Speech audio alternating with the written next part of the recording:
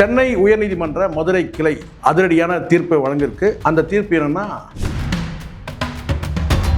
சில வாரங்களுக்கு முன்னாடி இந்த பீலா பிஸ்மி என்ன பண்ணார்னா, சீமான் அவர்கள் திமுகவிடம் 100 கோடி ரூபாய் வாங்கிட்டாரு. ஏதோ ஒரு சேனலில் மட்டுமே அது பேசவே இல்லை, பல சேனல்களில் போயிட்டு 100 கோடி ரூபாய் வாங்கிட்டாரு சீமான், 100 கோடி ரூபாய் வாங்கிட்டாரு, 100 கோடி ரூபாய் வாங்கிட்டாரு. முதலமைச்சர் விஜய் குறித்து அவதூறு பேசினால் நடவடிக்கை எடுக்கக்கூடிய காவல்துறை ஏன் சீமான் அவர்கள் மீது ஒரு அவதூறான கருத்து பேசியிருக்கும் போது ஏன் நடவடிக்கை எடுக்க சொல்லி ஒரு அதிரடியான ஒரு கேள்வியை எழுப்பும்போது, அப்போ அவர் சொன்னார், உயர்நீதிமன்ற நீதிபதி சொன்ன ஒரு வார்த்தை என்னன்னா, வெற்றி தோல்வி என்பது இயல்பு தானே, சகஜம் தானே. சீமான் அவர் பார்த்தீங்கன்னா ஒரு அரசியல் கட்சியின் மக்கள் தலைவராக இருக்கிறாரு அப்படின்ற ஒரு கருத்தை பதிவு செஞ்சுருக்கிறாங்க. ஆனால் அந்த சோர்வு நிலை எட்டப்பட்ட பிறகு நீங்கள் அந்த வெளிப்படையாக பேசக்கூடிய அந்த விஷயத்தை வச்சு கட்சிக்கு அப்பாற்பட்ட நபர்கள், மாற்று கட்சியில் ஆதரவாக இயங்கக்கூடிய நபர்கள், இந்த பீலா பிஸ்மி போன்ற நபர்கள் என்ன செய்யணும்னா, அவங்களுக்குலாம் ஒரு ஏளனம் ஆயிடுச்சுன்றாங்க. 100 கோடி ரூபாய் வாங்கிட்டாருமா, எப்படி இந்த தைரியம் வருது? 100 கோடி ரூபான்றது முட்டால் அந்த பீலா பிஸ்மிக்கே புரியணும். 100 கோடின்றது கவுண்ட் பண்ணுறதுக்கே ஒரு நாள் ஆகும். மிஷின் வச்சு கவுண்ட் பண்ணாலே. கருத்துக்களை நீங்கள் மாற்று கருத்துக்களை நீங்கள் பேசுங்க, அது ஜனநாயகம். ஆனால் அது எங்கே எதை பேசணும்னு இருக்குல்ல, அதுதான் முக்கியம். அவன் பேரே பீலா பிஸ்மின்னு தான் நான் வச்சேன், அது இப்போ கன்ஃபார்ம் ஆயிடுச்சு பாருங்கள்.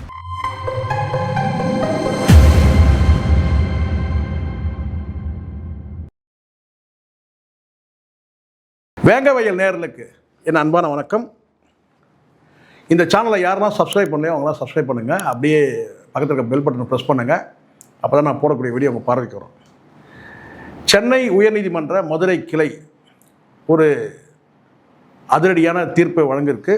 அந்த தீர்ப்பு என்னென்னா, நான் செல்லமாக அழைக்கக்கூடிய பீலா பிஸ்மி என்பவரை கைது செய்து நடவடிக்கை எடுக்கணும் அப்படின்னு ஒரு அதிரடி தீர்ப்பு வழங்கப்பட்டிருக்கு.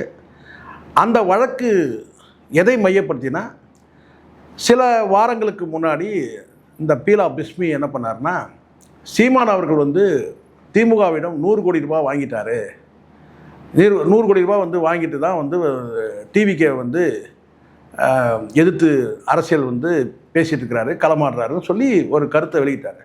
ஏதோ ஒரு சேனலில் மட்டுமே அது பேசவே இல்லை, பல சேனல்களில் போயிட்டு 100 கோடி ரூபாய் வாங்கிட்டாரு சீமான், 100 கோடி ரூபாய் வாங்கிட்டாரு, 100 கோடி ரூபாய் வாங்கிட்டாரு. இது சம்மந்தமாக நாம் தமிழர் கட்சியை சார்ந்தவங்க முறையாக புகார் பதிவு செய்து அந்த புகார் மீது நடவடிக்கை எடுக்காதனால, எஃப்ஐஆர் போடாதனால, சென்னை உயர்நீதிமன்ற மதுரை கிளையில் வழக்கு தொடர்ந்து ஒரு உத்தரவு பிறப்பிக்கணும் அப்படின்னு சொல்லி அவர் மீது நடவடிக்கை எடுக்கணும்னு சொல்லி கேட்டுக்கிட்டாங்க. அந்த அடிப்படையில் உயர்நீதிமன்றம் ஒரு அதிரடியான தீர்ப்பு வழங்கப்பட்டிருக்கு. அந்த தீர்ப்பில் பார்த்திங்கன்னா குறிப்பிட்டு சொல்லக்கூடியது கேட்டிங்கன்னா, முதலமைச்சர் விஜய் குறித்து அவதூறு பேசினால் நடவடிக்கை எடுக்கக்கூடிய காவல்துறை ஏன் சீமான் அவர்கள் மீது ஒரு அவதூறான கருத்து பேசியிருக்கும் போது ஏன் நடவடிக்கை எடுக்க சொல்லி ஒரு அதிரடியான ஒரு கேள்வியை எழுப்பும்போது, அப்போ அவர் சொன்னார், உயர்நீதிமன்ற நீதிபதி சொன்ன ஒரு வார்த்தை என்னென்னா, வெற்றி தோல்வி என்பது இயல்பு தானே, சகஜம் தானே. சீமான் அவர் பார்த்திங்கன்னா ஒரு அரசியல் கட்சியின் மக்கள் தலைவராக இருக்கிறாரு அப்படின்ற ஒரு கருத்தை பதிவு செஞ்சுருக்கிறாங்க. இதுதான் ரொம்ப ரொம்ப கவனிக்க வேண்டிய விஷயம். அவர் வெற்றி தோல்வி என்பது சகஜம். இங்கே பலருக்கும் என்னன்னா, அவர் 8% வாங்கியிருந்தார், இப்போ 4% வாங்கிட்டார், 4% பார்த்திங்கன்னா 2% ஆயிடுச்சு. அப்படி தான் இந்த பர்சன்டேஜ் வச்சு தான் பேசுகிறாங்க. ஆனால் உள்ளபடியே ஒரு 16 ஆண்டு காலம் ஒரு மக்கள் தலைவராக இருக்கிறாரு. கடந்த காலத்தில் ஐயா நல்லக்கண்ணு ஐயா பார்த்திங்கன்னா எத்தனையோ தேர்தலில் அவர் தோல்வி அடைஞ்சார். ஆனாலும் ஒரு மக்கள் தலைவராக பார்க்கப்பட்டார். அதே இடத்துல தான் இன்றைக்கி பார்த்திங்கன்னா சீமான் அவர்களும் எத்தனையோ தோல்வி சந்தித்தாலும் பார்த்திங்கன்னா ஒரு மக்கள் தலைவராக பார்க்கப்படுகிறார், மதிக்கப்படுகிறார். இதை உயர்நீதிமன்றம் கொடுத்த ஒரு அங்கீகாரமாகவே நான் பார்க்குறேன். சீமான் என்பவர் ஒரு மக்களின் தலைவர். அப்போது இந்த இடத்துல அவர் குறித்து ஒரு அவதூறான கருத்து வரும்போது பார்த்திங்கன்னா, அது புகார் தந்தும் அதை நடவடிக்கை எடுக்கலன்னும் போது பார்த்திங்கன்னா உயர்நீதிமன்றம் பார்த்திங்கன்னா அதை மேற்கோள் காட்டியிருக்கிறாங்க. நடவடிக்கை எடுக்கிறதுக்கான அந்த உத்தரவையும் கைது செய்து நடவடிக்கை எடுக்கணும்னு சொல்லிட்டு, பீலா பிஸ்மியை கைது செய்து நடவடிக்கை எடுக்கணும்னு சொல்லிட்டு ஒரு உத்தரவையும் பிறப்பிச்சிருக்கு சென்னை உயர்நீதிமன்றம் மதுரை கிளை. இப்போது சீமான் அவர்கள் கடந்த காலத்தில் உங்களுக்கு எல்லாருக்குமே தெரியும், ஒரு ஏறுமுகம், அதாவது வெற்றியின் ஏறுமுகத்தில் இருந்தார். அதாவது 1.5% வந்து பார்த்தீங்கன்னா 3.5% ஆச்சு. 3.5% வந்து பார்த்தீங்கன்னா வந்து 6.5% ஆச்சு. 6.5% இருந்து 8.5% ஆயிருக்கு. வழக்கு வந்து இந்த ஏறுமுகத்தில் வந்து பார்த்தீங்கன்னா மெல்ல மெல்ல வந்து பார்த்தீங்கன்னா வாக்கு சதவீத எண்ணிக்கை வந்து உயர்ந்திருக்கு. அப்போ அது வரைக்கும் வந்து பார்த்தீங்கன்னா வந்து சீமானவரோட பலரும் இருந்தவர்கள் கூட இந்த விஜய் அவர்கள் அரசியல் வருகைக்கு பிறகு இந்த 8% 4.5% குறைஞ்சிடுச்சு. அது குறைஞ்ச உடனே என்ன கேட்டால் சீமானவரோட பயணித்தவங்களே சில பேரை வந்து பார்த்திங்கன்னா வந்து ஒரு இதை சொல்லுங்க, ஒரு வகையான வந்து பார்த்திங்கன்னா ஒரு சோர்வு நிலைக்கு எட்டப்பட்ட மாதிரியும், ஒரு வழக்கமாக வந்து ஒரு சோர்வு என்பது வரும், தொடர்ச்சியாக தோல்வி சந்திச்சா வரும். ஆனால் ஒரு பெரிய வெற்றின்றது வந்து பார்த்தீங்கன்னா 8% பெரிய வெற்றி. சீமானவர்களுடைய அந்த உழைப்புக்கும் நாம் தமிழர் இந்த கட்சியின் உழைப்பு அந்த தம்பிகளுடைய உழைப்புக்கும் கிடைச்ச வந்து ஒரு வெற்றி, ஒரு அங்கீகாரம். ஆனால் அது ஒரு 4.5% ஆன ஒன்று வந்து பார்த்திங்கன்னா பலரும் வந்து பார்த்திங்கன்னா வந்து ஒரு சோர்வடைஞ்ச நிலையில் கருத்துக்களை தெரிவிக்க ஆரம்பிச்சிட்டாங்க. அது வந்து அந்த கருத்துக்கள் தெரிவிக்கும் போது என்ன நடக்கும்னு கேட்டிங்கன்னா, அந்த கருத்துக்களை வந்து நீங்கள் கட்சிக்கு உள்ளே போயிட்டு நீங்கள் வந்து ஒரு நிர்வாக குழுலையோ ஒரு பொதுக்குழுலையோ நீங்கள் அதை சொன்னீங்கன்னா அது வெளியே போயிடும், அது வெளியே தெரியாமல் போயிடும்.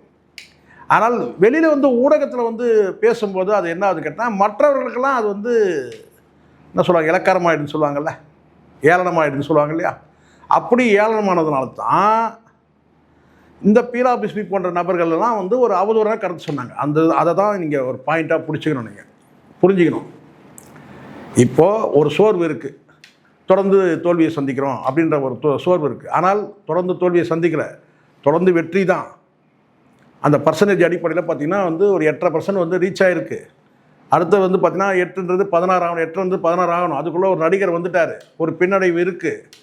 ஆனால் அந்த பின்னடைவு சந்தித்த உடனே வந்து கேட்டால் ஒரு சோர்வு நிலைக்கு வந்து தள்ளப்பட்ட சிலர் சொல்லக்கூடிய கருத்துக்கள் வந்து கட்சியின் நலனை பாதிக்கிற மாதிரி அல்லது வந்து சீமான் அவர்கள் குறித்து நேரடியாகவே விமர்சனம் வைக்கிற மாதிரியான சில கருத்துக்களை வைக்கும்போது அவங்க வந்து பார்த்திங்கன்னா வந்து கட்சியிலேருந்து சீமான் அவர்களால் நீக்கி வைக்கப்படுறாங்க.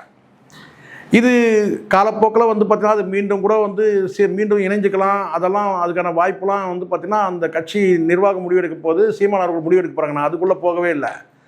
ஆனால் அந்த சோர்வு நிலை எட்டப்பட்ட பிறகு நீங்கள் அந்த வெளிப்படையாக பேசக்கூடிய அந்த விஷயத்தை வச்சு கட்சிக்கு அப்பாற்பட்ட நபர்கள், மாற்று கட்சியில் வந்து ஆதரவாக இயங்கக்கூடிய நபர்கள், இந்த பீலா பிஸ்மி போன்ற நபர்கள் என்ன செய்யணும்னா அவங்களெலாம் வந்து ஒரு ஏளனமாயிடுச்சுன்றாங்க.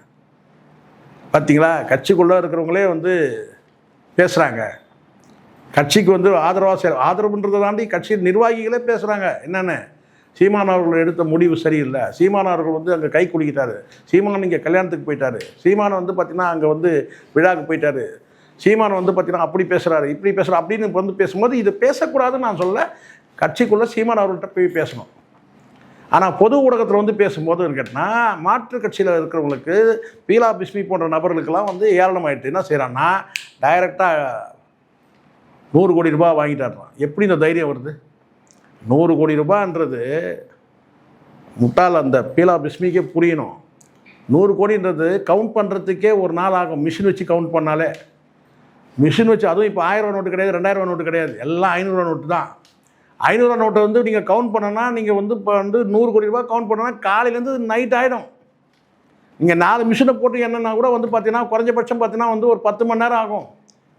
காலையிலேருந்து சாயந்தரமாகவே முடியும் எண்ணி முடிக்கிறதுக்கு 100 கோடியை. ஆனால் போகிற போக்கில் 100 கோடி ரூபாய் வாங்கிட்டாருன்னு சொல்லி ஒரு அவதூறு கருத்தை பண்ணும்போது, அதுவும் குறிப்பாக வந்து ஒரு மக்கள் தலைவரை, ஒரு அரசியல் கட்சி தலைவரை நீங்கள் சொல்லும்போது, ஒரு தனிநபர் சொன்னால் சொல்லலாமான்னு கேட்பீங்க. ஒரு தனிநபர் சொன்னால் அவரோட போயிடும் அந்த அவதூறு, இல்லை அவர் சார்ந்த குடும்பத்தோடு போயிடும். ஆனால் ஒரு அரசியல் கட்சி தலைவரை நீங்கள் வந்து பார்த்தீங்கன்னா இந்த மாதிரி ஒரு ஊழல் குற்றச்சாட்டு நீங்கள் வந்து சுமத்துனீங்கன்னா அந்த இயக்கமே டேமேஜ் ஆகும், அந்த கட்சி பாதிக்கும், அவரோட போயிடாது. அப்போ 16 ஆண்டு காலம் வந்து உழைத்த உழைப்பை ஒருத்தர் 4 சவுத்துக்குள்ளே உட்காந்துக்கிட்டு மீடியா வச்சுக்கிட்டு என்ன செய்கிறான், அள்ளி விட்றான். என்னன்னு கேட்டிங்கன்னா 100 கோடி ரூபாய் வாங்கிட்டார் சீமான். இப்போ நான் புரியுதுங்களா, அந்த மாதிரி நபர்கள் துணிச்சலாக சொல்கிறதுக்கான அந்த வாய்ப்பை யார் ஏற்படுத்தி தராங்கன்னு பாருங்கள். இதை நுணுக்கமாக புரிஞ்சுக்கிட்டால் யாரையும் நான் குறை சொல்லணுன்றது என் நோக்கம்லாம் கிடையாது, சத்தியமாக கிடையாது. யாரையும் நான் குறை சொல்ல நோக்கம் கிடையாது. கருத்துக்களை நீங்கள் மாற்று கருத்துக்களை நீங்கள் பேசுங்க, அது ஜனநாயகம், பேசுங்க. ஆனால் அது எங்கே எதை பேசணும்னு இருக்குல்ல, அதுதான் முக்கியம். இப்போ நான் ஒரு பத்திரிகையாளராக இருக்கிறேன், நான் வந்து ஒரு கருத்தை வந்து பார்த்திங்கன்னா வந்து இந்த கட்சி இப்படி செஞ்சுருக்கணும், அப்படி செஞ்சுருக்கணும், இந்த கட்சியின் தலைவர் இதை செய்யலை, இதை செய்யணும்னு சொல்கிறதுக்கு எனக்கு சர்வ சுதந்திரம் இருக்குது. ஆனால் அதுக்காக எனக்கு சர்வ சுதந்திரம் இருக்குன்றதுனால நான் அவதூறான கருத்துக்களை வந்து நான் அள்ளி தூக்கி போட்டுற முடியாது. அதுவும் இது சென்சிட்டிவான விஷயம். 100 கோடி வாங்கிட்டாருன்றது வந்துக்கிட்டா ஒரு ஊழல் குற்றச்சாட்டு. அந்த மிஸ்டர் கிளீன் இமேஜை உடைக்கிற வேலை இது. அதை வந்து செய்ய முடியாது. அதே சமயத்தில் ஊடகத்தில் இருக்கக்கூடிய கட்சியை சார்ந்த நபர்கள் வந்து கட்சியில் மாற்று கருத்துக்கள் இருந்தால் கூட சீமான் அவர்கள்ட்ட நேரடியாக சொல்லணுமே தவிர, சில கருத்துக்களை வந்து இப்படி வந்து ஆயிடுச்சு, அப்படி ஆயிடுச்சு, சில கருத்துக்கள் சொல்கிறீங்க. ஒரு கல்யாணத்துக்கு போயிட்டாருங்க, அங்கே கை குளிக்கிட்டாருங்க, இங்கே போயிட்டாருங்க, விழாவில் இதை பேசிட்டாருங்க, அதில் பேசிட்டாரு, இதெல்லாம் வந்து இருந்தால் கூட அதை வந்து சீமான் அவர்கிட்ட நேரடியாக சொல்லலாம், அல்லது அதுக்கு வாய்ப்பு யார்கிட்ட இருக்குதோ அவங்க மூலமாக கூட இதை கன்வே பண்ண முடியும் தான். ஆனால் பொது ஊடகத்தில் வந்து கட்சியில் இருக்க நிர்வாகிகளே வந்து பேசும்போது, கட்சியில் இருக்க நிர்வாகிகளே வந்து ஒரு பொது ஊடகத்தில் பேசும்போது, அப்போது பீலா பிஸ்மி போன்ற நபர்களுக்கு, அவன் பேரே பீலா பிஸ்மின்னு தான் நான் வச்சேன், அது இப்போ கன்ஃபார்ம் ஆகிடுச்சு பாருங்கள். இப்போ பீலா சொன்னான்னு தெரிய போகுது, கூடிய சீக்கிரம் தெரிஞ்சிட போகுது. ஏன்னா 100 கோடி சொன்னால இப்போ விசாரணையில் சொல்ல வேணாம் 100 கோடி ரூபாய்க்கு ஆதாரம் என்னன்னு சொல்லிட்டு, அப்போது பீலா பிஸ்மின்றது கன்ஃபார்ம் ஆக போகுது. இதை நான் என்றைக்கோ வச்சேன் அவனுக்கு வந்து 2 வருஷத்துக்கு முன்னாடி பீலா பிஸ்மின்ற பேரை வச்சேன் அவனுக்கு. ஏன்னா அடிப்படையில் ஆதாரமே இல்லாமல் சினிமாவில் இஷ்டத்துக்கு அலப்பானுங்க. எவ்வளோ விஷயம் இருக்குது, வந்து அவதூறு விஷயங்கள் வந்து நிறைய இருக்குது. நயன்தாரா சொன்னாங்க, இவங்க வந்து பார்த்தீங்கன்னா 3 குரங்குக்கு ஒப்பிட்டாங்க. ஏன்னா இவங்க 3 பேருமே வந்து பொய் பேசுகிறது தான் வேலை. இந்த 3 குரங்குகள் வந்து பார்த்திங்கன்னா அப்படியே ஆப்போசிட்டாக இவங்க நடந்துக்கிறவன் தான் அப்படின்னு சொல்லி அதுக்காக தான் இந்த 3 குரங்களை ஒப்பிட்டாங்க. ஸோ அதனால் இவங்க பேசுகிறது அத்தனையும் பொய் புரட்டுன்றது தான் அந்த 3 குரங்களை ஒப்பிட்டாங்க. இப்போ என்ன கேட்டிங்கன்னா அது ஊர்ஜிதமாக இருக்குது. அவன் சொன்ன பொய்யாலேயே அவன் வந்து சிக்கியிருக்கிறான். அதுக்கு வந்து உள்ளபடியே வந்து பார்த்தீங்கன்னா என்டிகேல இருக்கிற அந்த புகார்தாரர்களை உள்ளபடியே மனமாற பாராட்டணும். இது வந்து ஒரு வகையில் வந்து சீமானவருடைய வந்து பார்த்தீங்கன்னா அரசியல் வளர்ச்சிக்கு இருந்தால் அந்த முட்டுக்கட்டை நீங்கப்படுது. அதாவது இந்த அவதூறாக பேசுகிறது, ரீல்ஸை போடுறது, இனி வரும் காலங்களில் வந்து ஒரு அரசியல் கட்சி தலைவரை வந்து பார்த்தீங்கன்னா மற்ற அரசியல் கட்சி தலைவர்களை வந்து அவ்வளோ எளிதாக வந்து அதை செய்ய முடியல. சீமான் அவர்கள்னால் எளிதாக செய்யலாம், மீம்ஸை கிரியேட் பண்ணலான்ற அந்த மாதிரியான நபர்களுக்கு இது வந்து பார்த்திங்கன்னா வந்து ஒரு தடையாக தான் இந்த நீதிமன்ற தீர்ப்பு இருக்கும். உள்ளபடியே இதை வந்து நீதிமன்ற தீர்ப்பை வந்து வரவேற்பும். இது இப்போ நான் குறிப்பாக சொல்லக்கூடிய கேட்டிங்கன்னா, இந்த சமீபத்தில் வந்து நாம் தமிழர் கட்சியிலேருந்து சில பேர் வந்து அவங்களா வந்து பார்த்திங்கன்னா வந்து கட்சி விட்டு வெளியே போயிருக்கிறாங்க. சிலர் நீக்கப்பட்டும் இருக்கிறாங்க. இது வந்து முழுக்க ஒரு கட்சியின் வந்து உள்நடவடிக்கை. இதுக்கும் என்னுடைய கருத்துக்கும் எந்த தொடர்பும் கிடையாது. நான் சொல்லக்கூடியது பொதுவான விஷயமாக தான் நான் சொல்கிறேன். என் மனசில் எந்த அழுக்கும் கிடையாது. சீமான் அவர்களை விமர்சிக்கணும், சீமான் அவர்களை வந்து பார்த்திங்கன்னா வந்து மாற்று கருத்து வந்து இருக்குது அப்படின்னு சொன்னால் அதை கட்சிக்கு உள்ளே பேசக்கூடிய விஷயம்னு நான் சொல்கிறேன். பொதுவெளியில் ஊடகங்களில் வந்து பேசக்கூடாது. அப்படி பேசுகிறவங்க வந்து பார்த்திங்கன்னா வந்து கட்சியில் வந்து பார்த்திங்கன்னா வந்து பதவியில் பொறுப்பில் இருக்கவங்க வந்து செய்யக்கூடிய விஷயங்கள் கிடையாது அப்படின்றது மட்டும்தான் நான் பதிவு பண்ணணும். தவிர எந்த நபருடைய கட்சி நடவடிக்கையில் நான் தலையிடவே கிடையாது. சில பேர் அப்படி ஒரு கருத்துக்களை வைக்கிறாங்க. என்னன்னு கேட்டால், இவர் வந்து அவர் இடத்த பிடிக்க போகிறாரு, இவர் இடத்த பிடிக்கிறதுக்கு பிளான் பண்ணுறாரு, ஏகலைவன் இடத்த இவர் வந்து சேகுவாரா பிடிக்கிறதுக்கு. எனக்கு யார் இடமும் தேவையில்லை. எனக்கான இடத்துல நான் எப்போவுமே இருப்பேன். ஒரு பொதுவான ஒரு அரசியல் விமர்சகராக நான் இருப்பேன். அதே சமயத்தில் தமிழ் தேசியத்தை நான் உள்வாங்கியிருக்கிறேன், நான் நேசிக்கிறேன். அந்த வகையில் சீமான் அவர்களையும் சேர்த்தே நான் நேசிக்கிறேன். ஆனால் தவறுன்னு வரும்போது பார்த்திங்கன்னா நான் சுட்டி காட்டுவேன். வந்து அது பொறுப்போடு வந்து பார்த்திங்கன்னா தமிழ் தேசிய கடமையாக நான் செய்வேன்.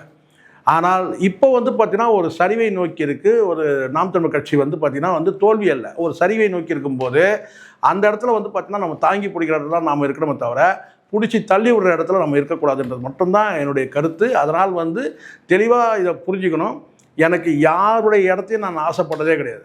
யாரோட சேர்ந்து நான் ஃபோட்டோ எடுக்கணும்னு ஆசைப்பட்டது கிடையாது. எந்த அரசியல் கட்சி தலைவரும் ஓடி போய் பக்கத்தில் நின்று பொக்கை கொடுத்து ஃபோட்டோ எடுக்கணுன்ற நான் ஆசைப்பட்டதும் கிடையாது. இனி ஒரு காலத்தில் எனக்கு அப்படி ஒரு எண்ணம் கிடையாது. இந்த டிஜிட்டல் மீடியா பிளாட்ஃபார்ம் என்பது எனக்கு வந்து டிஜிட்டல் மீடியா இல்லாத காலகட்டம் பிரிண்ட் மீடியாவில் இருக்கும்போது 17 வயசில் எனக்கு ஏற்பட்டது. ஸோ அதனால் வந்து பார்த்தீங்கன்னா என்னுடைய வந்து பார்த்தீங்கன்னா கடந்த காலத்தில் வந்து என்னுடைய பணி வாய்ப்பு கூட பார்த்தீங்கன்னா மத்திய அரசு பணி வாய்ப்பு கூட பார்த்தீங்கன்னா வந்து கை நழுவி போச்சு. அது காரணம் ஊடகத்தில் பணியாற்றக்கூடிய அந்த தன்னார்வம். ஸோ இதெல்லாம் நிறைய இருக்குது. அதனால் வந்து இதை சுய விமர்சனமாக நான் வந்து சொல்ல விரும்பலை. அது என்னுடைய வாழ்க்கையை வந்து பார்த்திங்கன்னா வந்து தேடக்கூடியவங்களுக்கு அது வந்து விடையாக கிடைக்கும். நான் என்னை பெருமைப்படுத்திக்கிறதுக்காக நான் இதை சொல்லவே இல்லை. உள்ளபடியே சொல்கிறேன். எனக்கு யாருடைய இடத்துக்கும் நான் ஆசைப்பட்டதும் கிடையாது. எனக்கு அப்படி ஒரு எண்ணமும் கிடையாது. இப்போ இருக்கிற இடத்துல வந்து பார்த்தீங்கன்னா இருப்பேன். எனக்கான இடத்த நானே கூட வந்து தேர்வு செய்வேன். இப்போ நான் வந்து இன்றைக்கி மீடியாவில் இருக்கிறேன். என்னுடைய மீடியா பயணம் இருந்தாலும் கூட இனி வரும் காலத்தில் சினிமாவிலையும் நான் பயணிக்கிறேன். இன்னும் ஒரு படி சினிமாவில் நான் பயணித்தாலும் இந்த மீடியாவை விட மாட்டேன். இந்த மீடியாவில் தொடர்ந்து நான் பயணிப்பேன். நான் சினிமாவில் பயணிக்க தொடங்கியிருக்கிறேன். ஆனால் அதே சமயத்தில் இந்த மீடியாவிலையும் நான் பயணிப்பேன். அதனால் வந்து பார்த்தீங்கன்னா என்றென்றைக்கும் நான் வந்து பார்த்தீங்கன்னா ஒரு தமிழ் தேசிய சிந்தனையாளராக நான் இருப்பேன். அதுக்காக யார் இடத்தையும் நான் பிடிக்கணுன்ற எண்ணம் எனக்கு கடுகளவு கிடையாது. அதே சமயத்தில் சீமானை வந்து பார்த்தீங்கன்னா இப்போ நான் தாங்கி பிடிக்கணுன்ற எண்ணம் எனக்கு இருக்குது. அதுக்கு காரணம் கேட்டிங்கன்னா தமிழ் தேசியத்தை பேசக்கூடிய ஒரே தலைவர் சீமான் மட்டும்தான். வேறு எந்த தலைவரும் கிடையாது. நம்மக்கிட்ட இருக்கிற ஒரே இருப்பு. அதையும் வந்து நம்ம வந்து கை நழுவி விட்டுறக்கூடாதுல்ல. அதுக்காக தான் என்னுடைய குரல்கள் வந்து அவ்வப்போது வந்து பார்த்திங்கன்னா வந்து ஒலிக்குதே தவிர யாருக்கும் எதிராக கிடையாது. தம்பி விஷ்ணுவும் வந்து என் தம்பி தான். என்னை பற்றி அவன் தவறாக புரிஞ்சுக்கிட்டு ஏதோ ஒன்று பேசினான். அதை பற்றி நான் வந்து ஒரு பெருசாக நான் எடுத்துக்கவே இல்லை. ஆனால் கட்சி நடவடிக்கை எடுக்குதுன்னா அது வந்து அதில் நான் தலையிட்டு நான் எந்த கருத்தும் சொல்ல முடியாது. அது கட்சிக்கும் தென்னகம் விஷ்ணுவுக்கும் சீமானவருக்கும் உள்ள பிரச்சனை, கட்சிக்கும் வந்து தென்னகம் விஷ்ணுவுக்கும் உள்ள பிரச்சனை. ஆனால் என்னை பற்றியும் தப்பாக பேசுகிறேன்னா அவர் பத்திரிகையாளரா, அவர் டீ விற்றவர் அப்படி எனக்கு அதை பற்றி இல்லை. அதெல்லாம் ஒரு பொருட்டாக நினைக்கவே இல்லை. ஏன்னா நம்மளோட வயதில் குறைந்தவங்க சின்ன பசங்க ஏதோ பேசுகிறாங்கன்னா அதை வந்து ஒரு பெரிய பொருட்டாக எடுத்துக்கிட்டு அதுக்கெல்லாம் பதில் சவால் கொடுத்துக்கிட்டு அது எல்லாம் எனக்குன்னு ஒரு தகுதி பார்ப்பேன். மோதிரத்துக்கு கூட ஒரு தகுதி வேணும். அப்போ அந்த மாதிரி தகுதி பார்த்து தான் நான் வந்து பேசுவேன் தவிர சின்ன பசங்க பேசுகிறதெல்லாம் வச்சுக்கிட்டு நான் பெருசாக பொருட்டாக நான் அதை பற்றி பேசுறது கிடையாது. இருந்தாலும் என்னுடைய நிலைப்பாடு யாருடைய இடத்த பிடிக்கிறதுக்கு எனக்கு நோக்கம் கிடையாது அப்படின்றத மட்டும் நான் தெளிவுபடுத்துகிறேன். இப்போ சீமான் அவர்களை பொறுத்த வரைக்கும் வந்து இந்த அவதூறு கருத்துக்கு சென்னை உயர்நீதிமன்றம் இப்படியான ஒரு தீர்ப்பு வழங்கியிருக்கிறது தான் இந்த பதிவின் நோக்கம். உள்ளபடியே இந்த தீர்ப்பை வரவேற்போம். நன்றி, வணக்கம்.